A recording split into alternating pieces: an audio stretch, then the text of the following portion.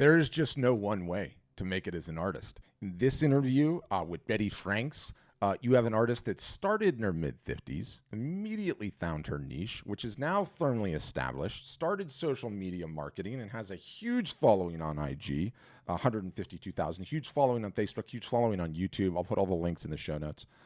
And she's been well over the six-figure-a-year mark for years now.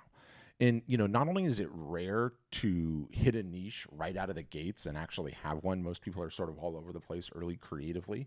I think her story of quitting the corporate world to become a full-time artist late in life is a goal that a great many artists aspire to achieve. So I think her story is just so interesting, and I hope you enjoy it.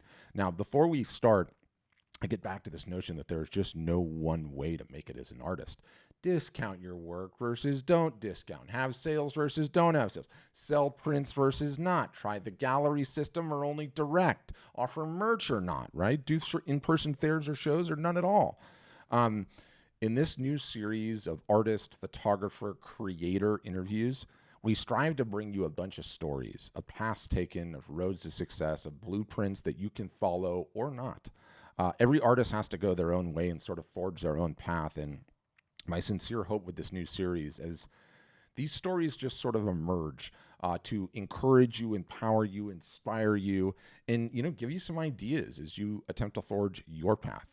We have a range of these coming up with artists and photographers and creators of every season of life, every stripe, every part of this country, other countries, every medium, combined mediums, niches, gallery owners, and so I think they're going to be really good. So if you've not subscribed on YouTube, highly encourage you to subscribe on YouTube. For those that are just listening to these in the podcast, I'm finding a lot of these interviews are being kind of show and tell. People are showing us work or walking through the gallery. So you're going to want to be able to see the video. That's only on YouTube for now. So I will put a subscribe link in the show notes.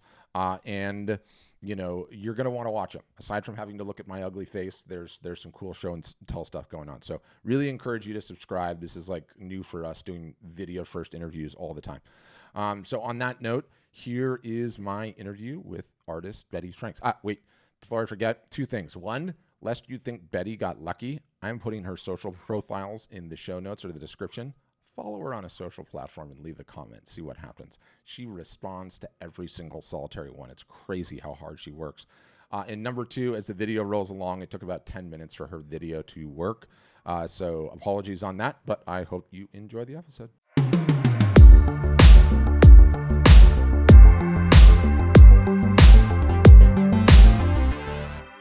I'm really excited to introduce Betty because she's just absolutely a unicorn in terms of the art world, and we're going to get into her incredible story. And I can't even wait to discover it because I know her, but I don't know Betty super well. But she's such a unicorn in so many ways. It's like, one, she started late in life. Two, she's one of the few artists out there where she absolutely has a nailed niche. If you see any one of her pieces, after you've seen a couple of them, you instantaneously know that's a Betty Franks, right? And niche is such a huge question, so we'll get into that and we'll talk about that. She's really good at social media. And what's more, when I say unicorn, it's clear that she actually enjoys it. Okay? If that's not unicorn status, I don't know what is. Define niche, okay? Enjoys doing the social media, and she's really good at it. Unheard of, unparalleled. So we'll get into some of that fun stuff too. And on top of it all, she's willing to participate in the crazy ideas and case studies and things that we've done over the years, which is super fun. And I'm super grateful and thankful that she's allowed us to mess around on her account and do some of these things, which we've had some fun doing. And on top of it all, I've not met her daughter, and I know her daughter's like kind of grown up now. But if I did, I would be confident if I asked her daughter whether or not your mom was one of the cool ones when growing up, where all the friends were over and like all the high school gals wanted to come over because she's just cool. So that is my introduction for you, Betty. Welcome. Extremely excited to have you and excited to interview you. Awesome. Thank you, Patrick. Thank you, ASF family. Thank you, all of my friends out there for joining in. I so appreciate you being here, and I'm super excited to share with you. Like Patrick said, we didn't script anything. We don't know where this is going to go, so we're just going to have some fun and chat with you guys for about an hour and then take some questions. So feel free to, leave comments so Patrick can check out the questions so that we can tackle those at the very end. Love it. Love it. So I always start these things out with the origin story. Anyone that follows Betty knows she's Croatian, but I kind of want to hear a little bit about that because you're actually one of the few. You're 100% something. You're 100% Croatian, aren't you? I am. Yeah. Let's see. Am I? Yes, I am because both my parents are. Mm-hmm. I was born in Toronto, and I was commenting to somebody. Mm-hmm. So I was born in Toronto. When I was 7 years old, we moved to California because Toronto had snow and Croatia doesn't have snow where my parents are from. So the snow was a little too difficult for them. And there were already some people from the same village that my parents are from in San Jose, which Wow. is where I am right now. And so we moved here. I grew up here, and when I was in my late 20s, I moved away for almost 26 years, and Whoa. I came back in 2016. I came back. Wow. So super happy to be back. Very close to my brother and sister. Mm-hmm. My daughter is with me here too. And just my brother, my sister, my family, the Croatian community that I grew up with is here. And so really excited to be back in California. And before that, I was in the last 20 years of that I had spent in Seattle. So the story I love to tell is that when I moved back, every morning I'd open my curtains and I would say, "Oh my God, the sun is out again." Yes. So happy about the sunshine. Love it. Amazing. Now, when I messaged you or whatever and was asking for some questions, trying to figure out what a headline in was, which is really the only prep that we did, and it was short and sweet. Right. You started late, right? You I started did. your formal art career late, so I want to hear about that. Before, when did you start as an artist though? When did you start painting? Because I have a hard time believing you just picked up painting when you were like 50 or whatever, right? Yeah, well, and that's true. Leading up to my 50th birthday, for a few years, I was like stamping cards, lining them up just right, Mm-hmm. getting the stamping done. If it wasn't perfect, I had to start all over. I would spend hours just making one card, a birthday card, but I loved it. Mm-hmm. And then I stumbled upon mixed media, and I still to this day remember that falling in love feeling. I was like, oh my God, this is what I need to do because an imperfect stamp is perfect. And so I spent a couple of years doing mixed media. And that was right around my 50th birthday because what I did for my 50th birthday is I reached out to people who were following me. Excuse me, this was on Facebook. And I said, I'm turning 50 and I'm making these cards. And would you like one? So I made 50 original mixed media cards that I sent out to 50 people for my 50th birthday. And that was a lot of fun to do. And then after that, I kind of wanted to do a little bit more. I was starting to notice abstract art in a way that I never noticed it before. I never before liked abstract art. And what I had discovered was I never liked the abstract art that I saw. And I guess I never pursued it enough. And I was starting to see more of it, especially with the internet becoming a lot more accessible. Mm-hmm. And so I was just finding all these images that I was just falling in love with. And at some point in 2015, I was telling Patrick I might be coming down with something. Oh, there's something in the air. Take as many water breaks as you need. All good. Yes. I'm not used to talking so much. 2015, I went to a workshop up in Victoria, Canada, Mm-hmm. and it wasn't a workshop for abstract art. It was more of a workshop for artists to work within.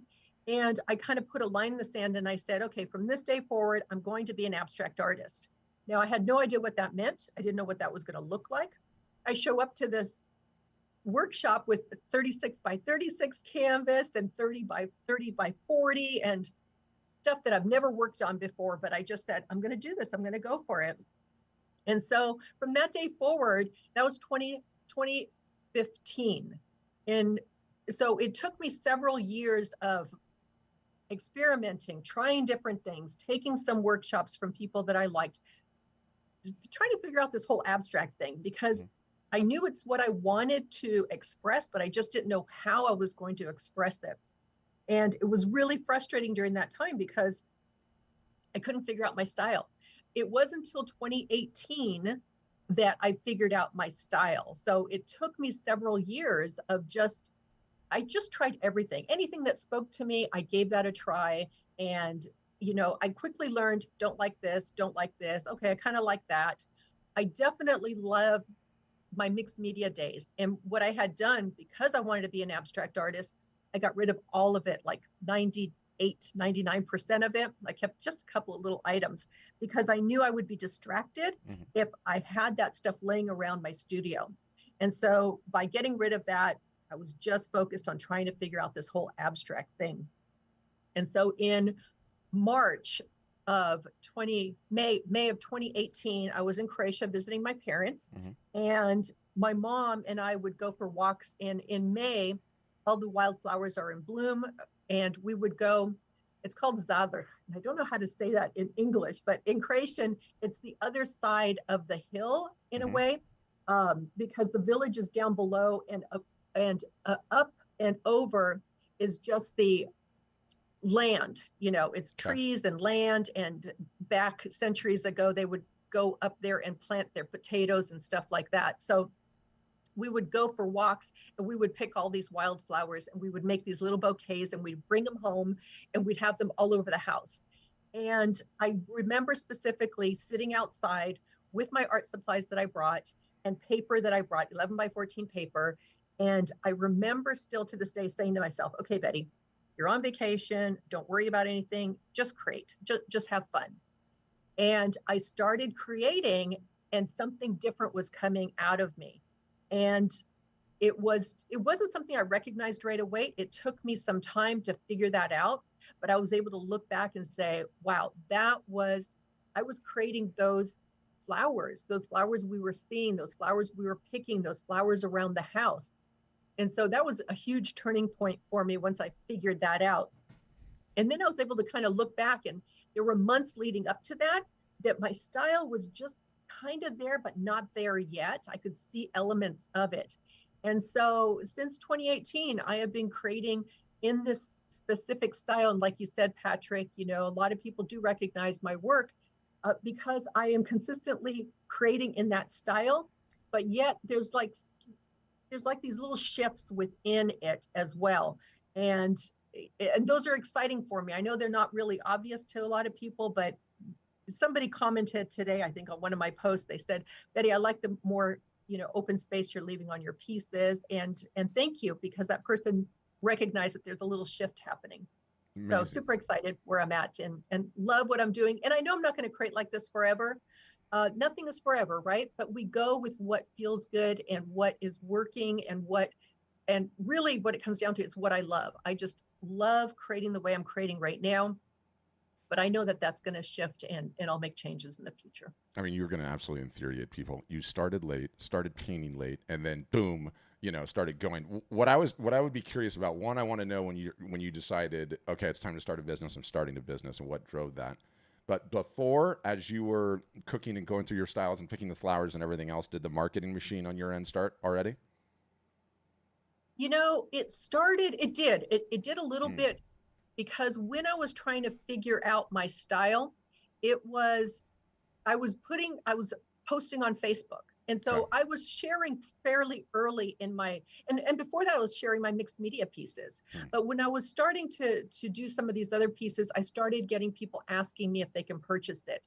And so it started slowly that way. And that whole panic, oh my God, what am I going to charge? I have no idea, what I should be asking for it. And how do I do shipping? And how do I even package this up? And how do I get it out the door? So it was all a learning process. It's one step at a time. It's like, okay, somebody wants to buy it. Okay, let's throw out a number. Let's figure this out. Everything, it was just one step at a time. So I did start slowly. Even my email list, I started collecting, and really I didn't start that until like 2016, 2017, when I was starting to do art shows.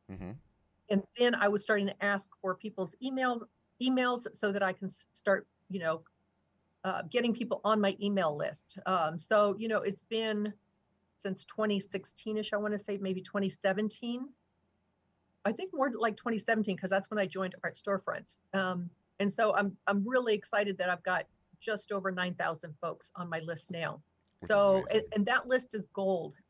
Um, but yes, I started getting really serious because I went through a divorce in 20, not, it was like 2019-ish, but I was already trying to figure out that I needed to support myself. So really 2017-ish, 2018-ish, I wanted to have that income coming in on a regular basis. Hmm.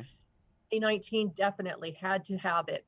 And so got a lot more serious about a lot of things in terms of selling and finding a way to bring in money. So it wasn't just selling my art. That's where I really started to expand and go into a number of different income sources for me. And that brings up a super interesting question. Do you remember? I'm a marketer. I can't help myself. How did you find us back then? Do you remember? Wow. That was so long ago. I want to say that I think I saw an ad on Facebook. Got it. Got it. So there you go. Amazing. Love hearing that. Now, Yeah, something like that. And it really, you know, when I went through the interview, the interview, is it an interview? demo. You know, Yeah. where I got on the phone and talked with somebody and did it wasn't even Zoom back then, but I loved what I saw. So I was very excited, and it was a no-brainer. It was like, yep, I'm going to do it. But I tend to be that way. I am not one who's going to spend months thinking about something. I will do something. If it doesn't work, I'm going to move on to the next thing. Just ship it right there in Betty's words. You That, know I love that. You know I love yes. that. I have to ask because I'm just curious. Did you come from a business background? Were you just a mom the whole rest of the time? Like where did you get this skill set? Yeah. No, I was in customer service management pretty much all my life. I mean, I started at IBM when I was 18 years old. Wow. So yeah, and most of my career was in customer service management and a little bit of customer service marketing in there as well. Yeah, so managing people, managing groups of people, and love customer service. So yeah. Amazing, and that doesn't surprise me actually. But yeah, it's incredible that you had all of that like business acumen in your head already. The just ship it, the not be a perfectionist, which is so anti-artist. I can't even begin to tell you. And then Yeah. and then knowing rather than just creating in a vacuum and then going and seeing whether or not it would sell, you intuitively knew engage my whole audience in this and ask them as to be part of the whole thing. That's absolutely amazing. So okay, so you signed up with us. The boats were burned. It was a new chapter, a new season in life, and you started in on your marketing, right? And following some of ours, but just uniquely knowing what you knew. And did everything change when you made that decision? Like, okay, I'm going to take this serious. I'm going to turn it into a business. Absolutely. I mean, it's that whole once you make a decision, and for me, once I make a decision, I'm like full in Mm-hmm. and I'm trying to figure out, all the different routes I can go and what I can try. And, just having a website that looked so professional, it's evolved over the years, but even back then it was very professional. And I liked the ability to be able to showcase my work in a very professional setting, because it just gave the appearance that even though back here I may have not exactly known what I was doing, Mm-hmm. up front it looked like I knew what I was doing. Yeah, I mean, absolutely. And so, God, there's just it's so crazy to have someone start late and nail their niche right away, and then instantaneously get going right away on the marketing, which all of it is crazy. So, along that journey, one of the things that I really enjoyed, teasing out of our various different customers, and I get these questions all the time. It's like, well, what is the average income an average customer makes per year one, per year two? And I'm like, you guys, it is such a multivariate question. It's so different. There's so many different niches and different revenue sources, and the different revenue sources, especially. I've got this Yep. line like, I've never met a revenue source I don't like as long as it's legal. Yeah, When did you exactly. realize? Yeah, when did you realize that like, okay, there's my art. This is going to be a silo in the business. I'm going to go start this other thing and get that going on. I'd be curious to hear kind of the origin story of that. Yeah. Yeah. So my various income streams, I really started focusing more on that. I would say like late 2019, 2020, definitely, Mm-hmm. where I started online teaching, Mm-hmm. especially during the pandemic. I was doing some online courses, and really I kind of kicked myself because I could have done a whole lot more. And I could have done, I've got a YouTube channel. I could have grown that channel so much more during the pandemic. Mm-hmm. I hardly did any videos at that time. It's like, I don't know what was with me. I was like, well, everybody else isn't working, so I'm just going to stay home and create art and have some fun. So, when I look back, I feel like I could have done a whole lot more. Everything's a learning experience, and I'm okay with where I'm at today. But sure, there's some more things I could have done. But one of the things that I looked at was becoming an affiliate. So for example, Nova Color paints. I love, I'm surrounded by them. And I was using them since 2015, I was using them, that first workshop that I went to. And I was constantly promoting them. And Mm-hmm. so I kept saying, I'd like to be an affiliate for you. I'd like to be an affiliate. Well, back then, Nova Color was a mom and pop shop. It wasn't till a couple of years ago that they were bought out by a larger company. They still kind of kept that mom and pop shop feel, although they did update their website, which I'm very thankful for. Mm. And they set up an affiliate program. I was their first one. Oh, wow. And so that was, a way I can't make a living off of just that one. So Yeah. that's one. YouTube channel. I've been growing my YouTube channel. I'm up over 75,000 subscribers now. Wow. This year, I haven't been posting as much because I was traveling a lot. I was in Croatia most of the summer, helping my parents because they're getting older. Today's my dad's birthday. Happy birthday, Dad. Happy birthday, dude. So, taking care of mom and dad keeps me from being able to do videos, and that's okay. But I still get some money from that, running ads on my videos. Side note. I'm making a note. I got to teach you some streaming tricks. We'll deal with that later. Okay. Yeah. Another one is on Amazon. So I often talk about my favorite art supplies. And so I like to send people over there, or even like the lighting that I use or the camera that I use. I have a camera up above me for videotaping here. But all of those things, I try to send folks to my Amazon link. I've also got a link with Blick for my art supplies. And I'm trying to think which other affiliates I have. I think I'm missing one in there, but well, you have one with that. You have one with us too. I have one with you guys too. Yeah.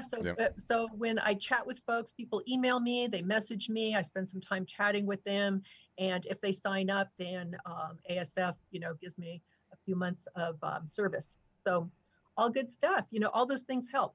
And then where does the teaching and the classes come in? Because you've been actively selling those for a while now, right? Yeah, so for the last several years, I did a few online classes where I was doing live, so which was great, like 2 hours of live with me, and we created a piece together.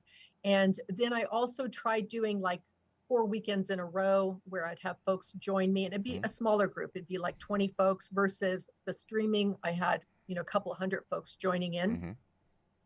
This year I decided, or late last year, I decided I really want to do a really good online course. So I had an online course, but it was a recording from one of my lives. Okay. And that did really, really great. And so I thought, well, if that one did so great and people loved it, then I should sit down and really do a good one. So I put a lot of time and effort into creating a full-blown online course where I walk folks through from start to end, but I really give them my full thinking behind every brushstroke, every color I put down, so they can understand it. Because I got that feedback from people saying, why did you put that there? Or would you put something over here? And so I thought, if I can do a course where you can hear me thinking out loud, it would help. And people have loved that. They loved hearing, why I do what I do. And then within that course, also, we do some exercises, which, are fundamental. And I think they're so key in helping pull it all together. So I put that course together. I launched it in January. And I remember going for a walk with my sister, who just lives a couple of doors down from me. We go for walks every night. And I said, I'd be so happy if I can get 100 people signed up. Well, today I was calculating, it's 256 days since I launched it.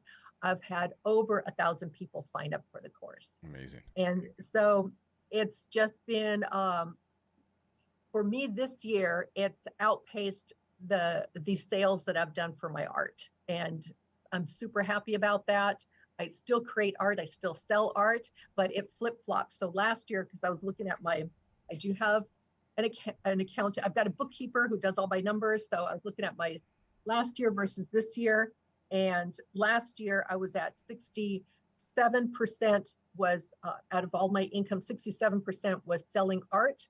This year, 68% so far is selling my online course.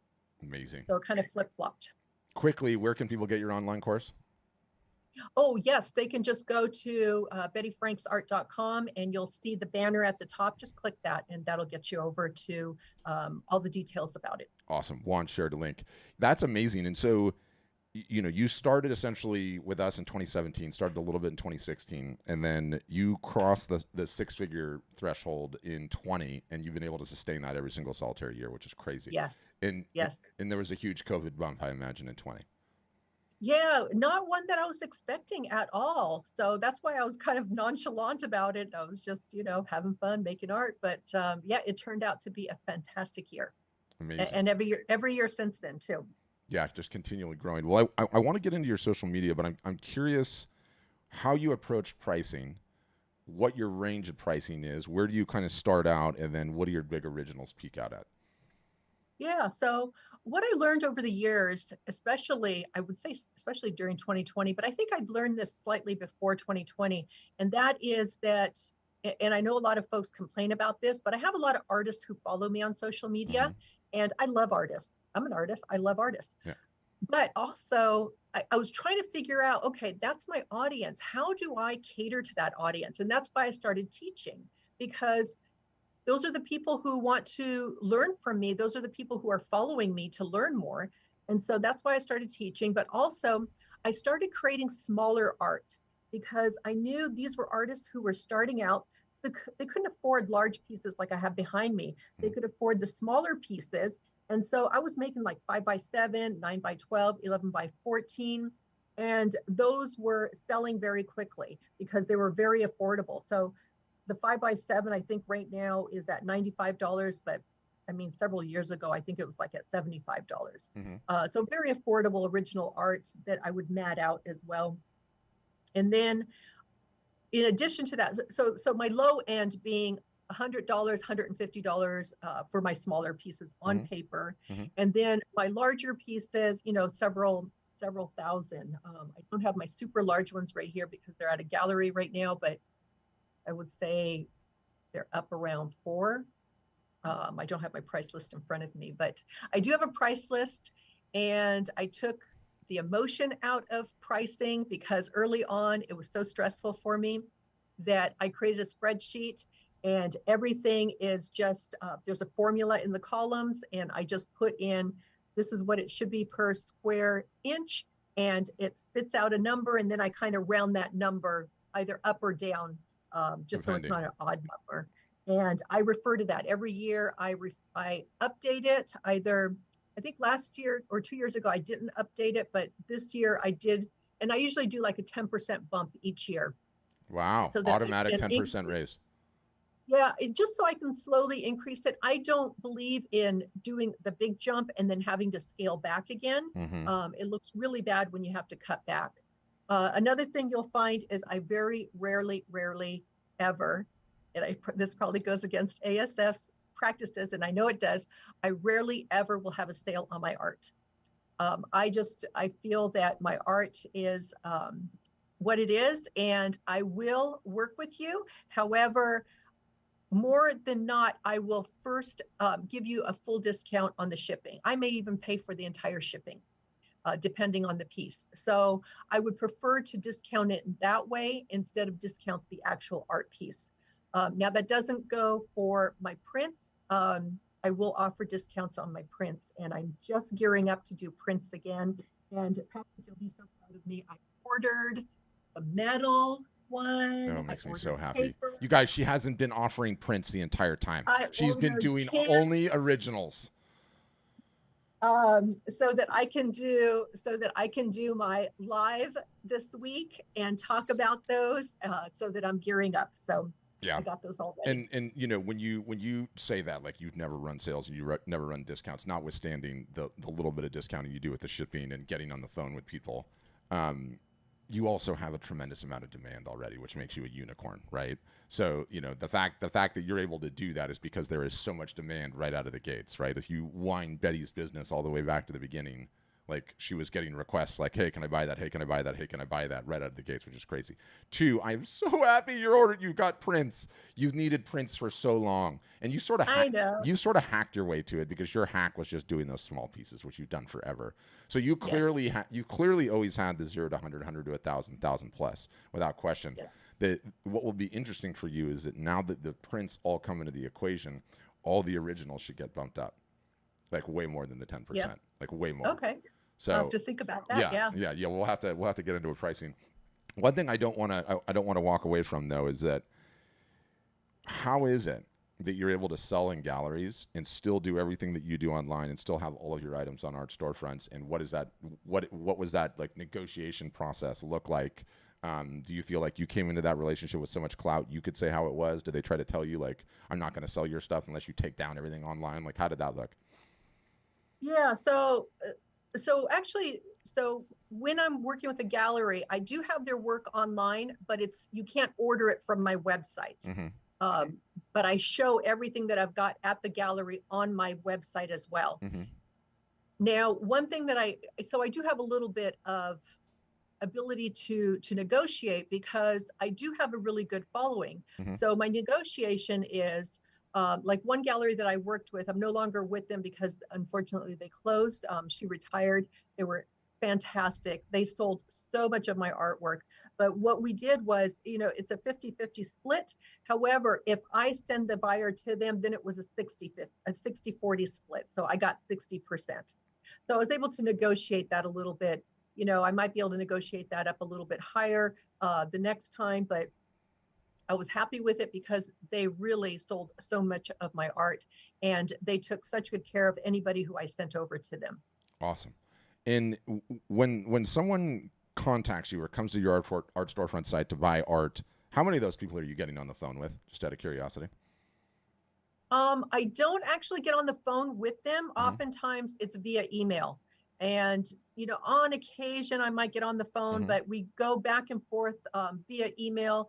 I often ask them to just send me a picture of the room where they want to put the artwork, Mm-hmm. and so that I can superimpose that right into their room for them. So that helps a lot. I'm working with somebody right now. We've been going back and forth several times um, with different art pieces for the room. So it's either on Instagram or Facebook Messenger or email. I do a lot of communication that way. Amazing. Um, and it goes to show what you can do when you have clout, right? Like instead of being utterly, totally, and completely exploited by the gallery comes to you and essentially did they find you or did you find them or some combo? Um, let's see. The first one I was with, I signed up for an event they were having, and I didn't have art available for it, Mm-hmm. and so then they came back to me and said, we really want to have you in our gallery. So I ended up signing up with them. And then the next one, they also approached me, which I was really excited about. And the third one, the one that I'm in now, also approached me and said, we'd love to have you in the gallery. Can you come down and show us what you've got? It's And so I did that. And that's how where did I I had my know? How solo did I show. know that's what you were going to say? Because everyone is like all day long. How do I get into a gallery? How do I get into a gallery? How do I get into a gallery? Well, here's the answer. They come to you, right? That's when you actually have some of the leverage and you're actually able to pull it off.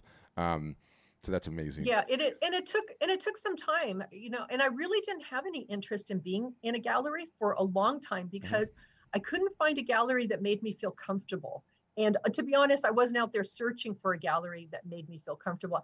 I was just doing my own thing and growing my social media presence. And by doing that, that's where they found me and then they approached me. Got it. Amazing. I want to get into the social media. Before I do that, you said something recently that I found to be really really interesting. Is you know who your two avatars are, and you said that somewhere, and I'm very curious. A, what those avatars are, and B, how you've narrowed down and discovered that those are your two. Yeah, so the two that I have, one I already talked about, which is other artists, especially artists who are just getting started. Hmm. So artists who are following me, that's one of my avatars. I understand them. I know where majority of them are at, and that's why I've created online workshops. I do in-person workshops, and so that's one of my audiences. And the other being the art, the collectors, the folks, the customers out there, the art lovers who want larger pieces of art for their home. So I'm always trying to go back and forth between those two, which is, it can be difficult because, I've got, I would say my bigger audience is artists Hmm. following me. But here's the thing, artists love art. And so they're buying art. And not all of them are just buying my small pieces. I've got a lot of them who are buying my larger pieces too. Amazing. I did see some questions in the chat. During this whole journey, when did you start getting help? When did you hire help? Have you brought in help, or are you still doing everything on your own? What does that equation look like? Yeah. So last year I brought in my daughter to help me out. Hmm. So she's going to be 27 soon. I know, Patrick, you said you don't even know how old she is. She's going Yeah. to be 27. And she had left her job and she was just looking for something to do part time. And so I had her helping me out like 2 to 3 hours a day. And she would mostly do social media for me. She would do some of my posts. I would get those lined up. We're using Basecamp. I don't know if Hmm. anybody's familiar with Basecamp, but if you've got more than one person, it's just this app on your computer where you can assign tasks and automatic reminders come up Hmm. when that task is due, and then it gets checked off, and then I'm notified when it's done. So I created all these tasks, posting. She does basic responses to folks, but if somebody asks a question or says, a bit more, I take care of all of those. I still like to be in there responding to people. Um, Instagram, I do all of those. So she just helps me on Facebook, YouTube, and Pinterest. So I am on Pinterest, and we've been focused on growing that. So she's helping me with doing posts on Pinterest. Amazing. And I always rant. Do you feel like you are generating business from Pinterest? Yes, I am. And that's why I need to be on there a little bit more, or I'd like to focus on it a bit more. We've been trying to come up with additional pin ideas, Hmm. and I post almost a video a day on Pinterest. Hmm. And I am noticing more folks coming through Pinterest, YouTube, and Pinterest. Hmm. Um, but Instagram is still way up there. Yeah, yeah, well, yeah, without question. I mean, I actually usually knock Pinterest. Do you feel like the traffic you're getting from Pinterest is art buyers or is it artists? It's artists right now because Hmm. that's what I've been focused on Hmm. is my online course. But I will be shifting that, and I need to put together some pins so that I am focused on changing out my hashtag, so to speak, to target the right audience, which Hmm. would be the art collector. Got it. Now, I might as well stay on social media. So you know, I'd be curious. One, were you just always good at it before you even started doing and enjoyed it because it's very, very clear? And then Yeah. two, one of the things that I rant on incessantly is that an art sale is 50% the art and it's 50% who is the artist, what makes them tick, what makes them interesting. I feel like you've always done a very, very good job at that. Meaning, here's my art, here's what it looks like, and the classes and everything that's involved in that, and then here's who I am, what makes me tick, what I do, right? Like, anyone that visits Betty's profile instantaneously has some things to connect with her on that you can understand what she's all about, what she's interested in, and who she does. And it's not like a camera's following her around 24 hours a day, you guys, but she shows a little window into her world, right? Like everyone knows you go to Croatia, everyone knows you paint flowers. People see you wearing the socks that say "Girls Rule," right? The diet, which I want to get into, by the way, because you eat so insanely healthy, it's like crazy. Like her regular meals look like something out of like "Here's How You Eat Healthy," a magazine. So I do want to talk about that. But what was that all just natural? Do you feel like you've grown into that and really hit your stride, or is that just always how Betty's been? It's interesting. When I said I'm fully in, when Mm-hmm. I'm fully in, I love learning everything I can. And so from the early days, I was constantly reading, listening to, watching YouTube, trying to figure out this whole Instagram game or Facebook game, or how to do marketing, or how to do marketing for artists. So learning all of those things every step of the way. And I still do today. I swear there's not a day that goes by that I'm not listening to a podcast or watching a YouTube video or reading something that is related to my business so that I can do better. And so early on, I learned that in order to sell your art, you've got to connect with folks. And first of all, they need to like you. If they like you, then they're going to trust you. And if they trust you, they're going to buy from you.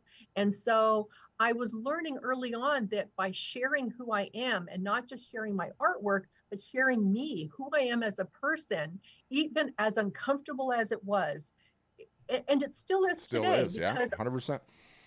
I'm a social introvert. So I'm not one who likes to be in front of everybody talking all the time. I'm more of a behind the scenes. If you have a party to plan, I'll plan everything for the party, but I don't want to be there in front of the party.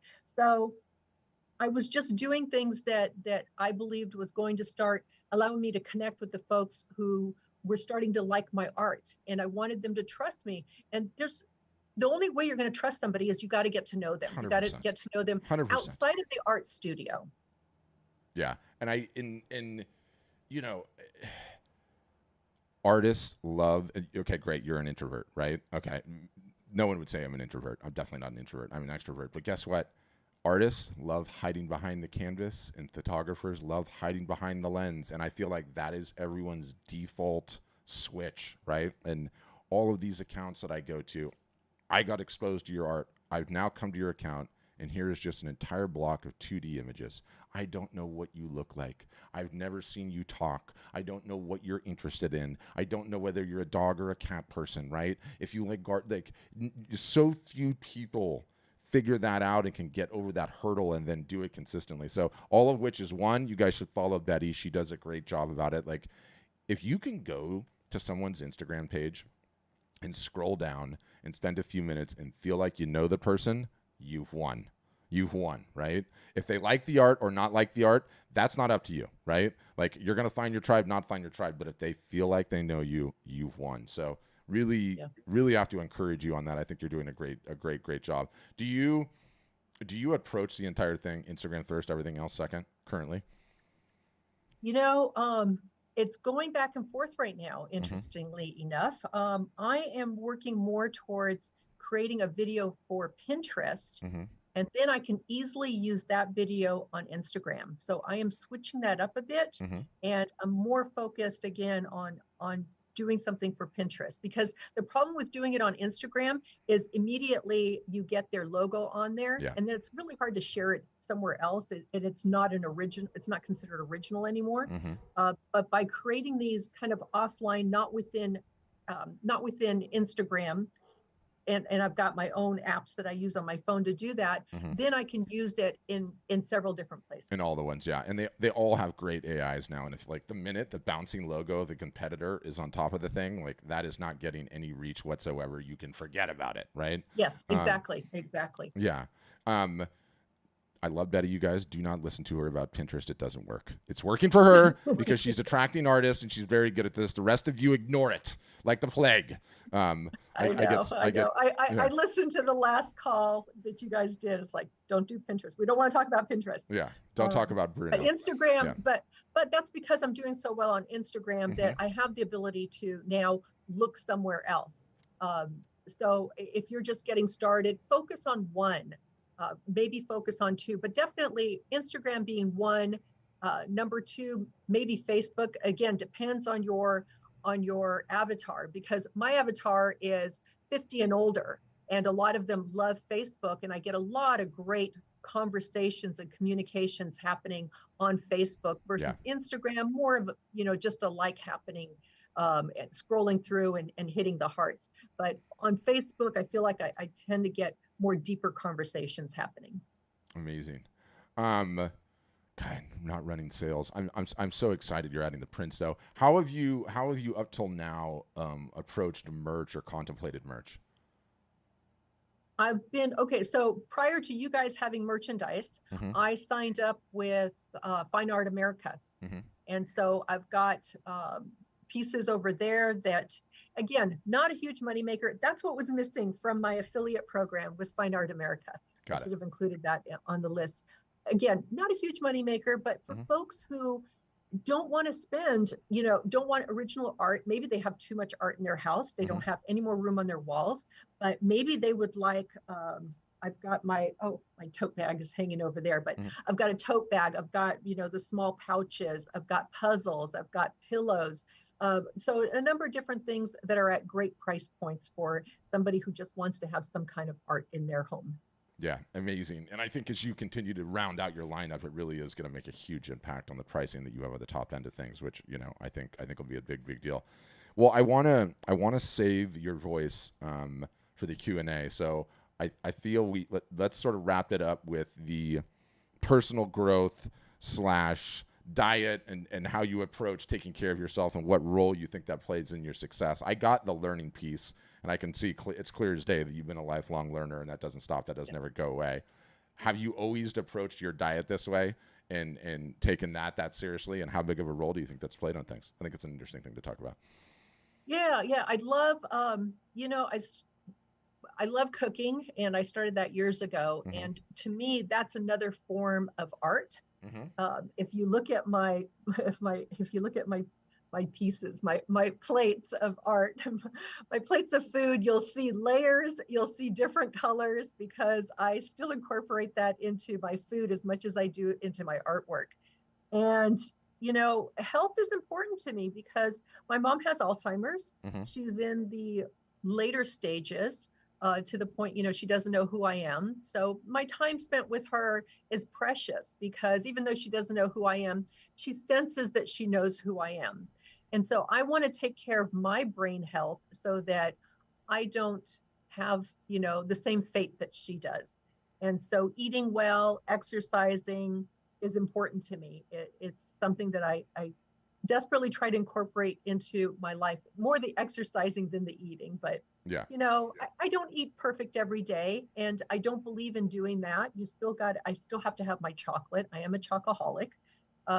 But, I think it's important that I take care of myself. And that's through, I truly believe that food impacts us in so many different ways. And so that's important to me. Amazing. Yeah. It's funny. And someone threw in the chat, like, why is Pat asking about her diet?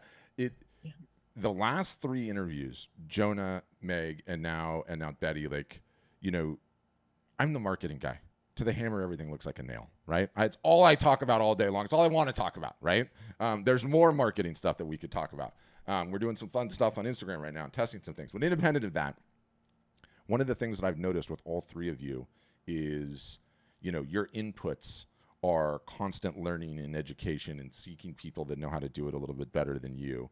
And, we're starting to get into some of these questions of like work-life balance and what that looks like.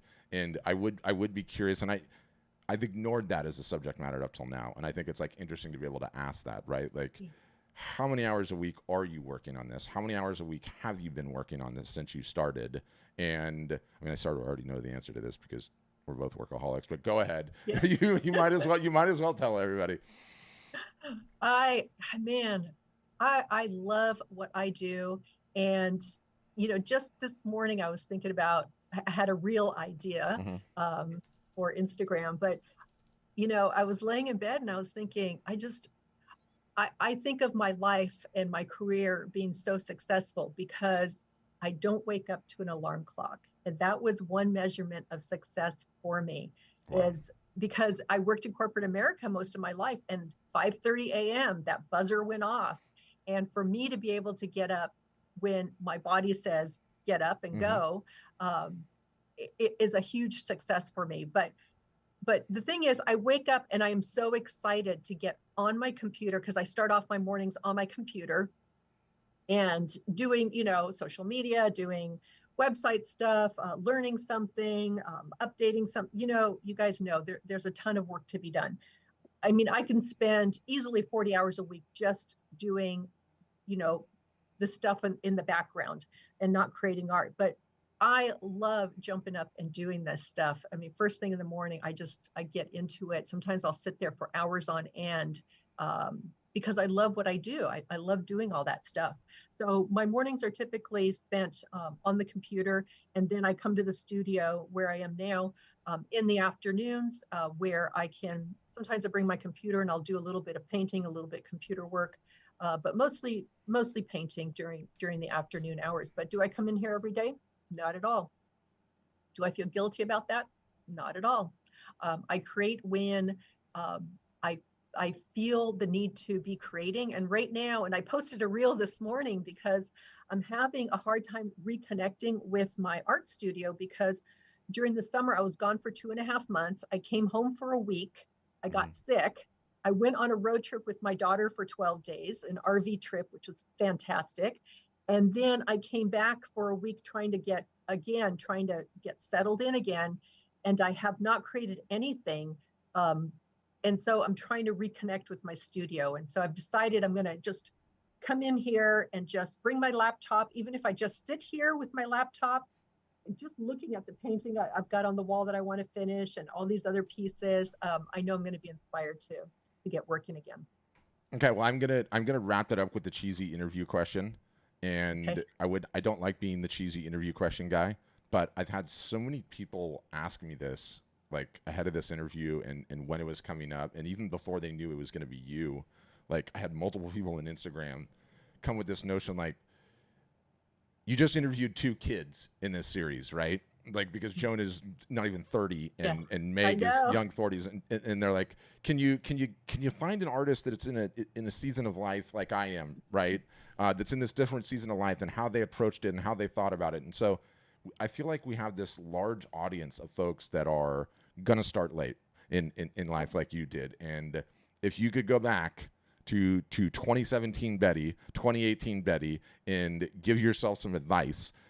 Not that like you've pretty much had the perfect run up. I mean, every single solitary box you've hit, huge social following, over 6 figures, the 3 to 5 year runway. But for going back and being able to give yourself that piece of advice, and then what is your advice more broadly, just for folks that are getting started a little bit later in life? Yeah. Okay. So going back, looking at myself back then, I think the piece of advice that I would have liked to give myself is that to not stress about it. I always had like this hundred things on my to-do list, and I still tend to do that, but to not stress about that. Everything is going to happen when it's time for it to happen, and where you put your focus is the stuff that's going to get done. Mm-hmm. So I had to learn to really just focus on one thing at a time. That's why I said, if you're just getting started on social media, start with Instagram. Just focus on that because there's so much to learn there. When you spread yourself out and you start thinking about all these other things, other places you should be, it gets really difficult. Um, what was the other question? I'm sorry. I That's know I okay. lost my Just train of. advice to folks more broadly, or what you would go. I mean, Oh, yeah, a little bit both. Yeah. yeah. So okay. So I'm going to be 60 in less than a month. All right. So if I can do it at this age, you can do it as well. And I do get a lot of folks who are in my age group that are just getting started. And I encourage them because just because you're starting late doesn't mean you can't do it. It means you're going to have to work harder. It means you're going to have to, if you're stuck on this whole technology thing, you got to get over it. If this is where you want to be, you've got to get over it. But maybe you want to be in a gallery. That's another route to go. What I love about artists is there are so many different routes to take. Every artist creates differently and they have a different artist journey, an artist business journey. And you get to tailor that and figure out what's going to work best for you. And so just take that one step at a time because there there's there's like this, there is no like end finish line here. It's truly a journey, and what you're doing today is going to just move you forward that much faster.